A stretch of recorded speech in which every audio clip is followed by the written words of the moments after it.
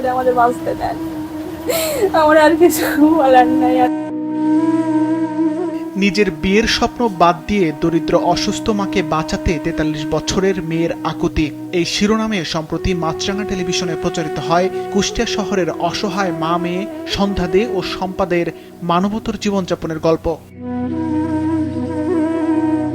প্রতিবেদনটি প্রচারের পর বিষয়টি রাজনৈতিক নেতৃবৃন্দ, প্রশাসনিক কর্মকর্তা ও স্বেচ্ছাসেবকরা পরিবারটিকে সহযোগিতার জন্য এগিয়ে আসেন। স্থানীয় জেলা প্রশাসকের নির্দেশনায় উপজেলা নির্বাহী কর্মকর্তা তাদের বাসায় গিয়ে আর্থিক সহযোগিতা করেন এবং সম্পাদকে চাকরি দেওয়ার আশ্বাস দেন। মাছরাঙা টেলিভিশন সহ স্থানীয় কিছু সংবাদ মাধ্যমে এই পরিবারের দুর্দশা নিয়ে কিছু সংবাদ পরিবেশন হয়েছে, যেটা জেলা প্রশাসক স্যারের দৃষ্টিতে এসেছেন। স্যার আমাদেরকে খোঁজখবর নেওয়ার জন্য পাঠালেন। আমরা এসে দেখলাম যে আসলেই পরিবারটি দুর্দশার মধ্যে আছে। আমরা তাৎক্ষণিকভাবে তাদেরকে কিছু আর্থিক সহযোগিতা এবং খাদ্য সহযোগিতা করছি। এরপরে যেহেতু পরিবারের একজন মেয়ে সদস্য আছে যিনি স্নাতক পাস, আমরা তার একটা কর্মসংস্থানের ব্যবস্থা করার চেষ্টা করছি। আশা করছি যে দ্রুতই তার একটা কর্মসংস্থানের ব্যবস্থা করতে পারবো, যেটা করা হলে তাদের যে দুর্দশা সেটা লাঘব হবে। এর আগে কুষ্টিয়া জেলা ছাত্রদলের নেতারা ওই পরিবারের খোঁজ নিতে তাদের বাড়িতে যান।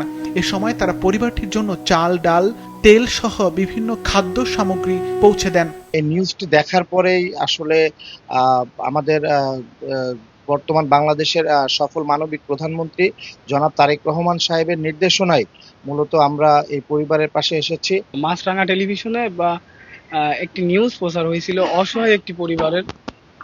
এইটা আমাদের দেশনায়ক, আমাদের বাংলাদেশের প্রধানমন্ত্রী তারেক রহমান দেখার পরে আমাদের জেলা ছাত্র দলের সদস্য সচিব খন্দকার তসলিম উদ্দিন নিশাত ভাইকে পাঠায়। তো আমরা আজকে আসছি তার চিকিৎসার ব্যবস্থার জন্য এবং তাদের পরিবারের আর্থিক যে অসচ্ছলতা বা খাবারের যে সমস্যাটা, আমরা কিছু খাবার নিয়ে এসেছি।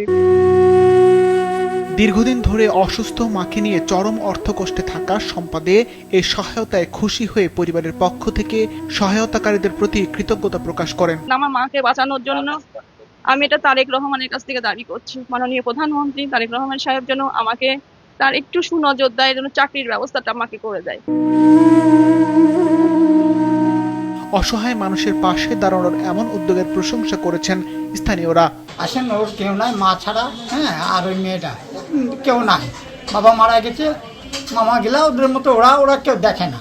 ঠিক আছে, খুব কষ্ট জীবনযাপন করতে। ওরা ভালো কাজের জন্য ওরা থাকুক, আমরা সবসময় এটাই চাই।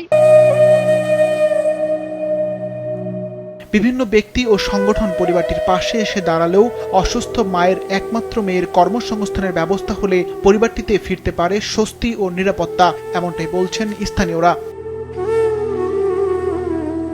সিফাত রহমান, মাছরাঙা নিউজ ডেস্ক।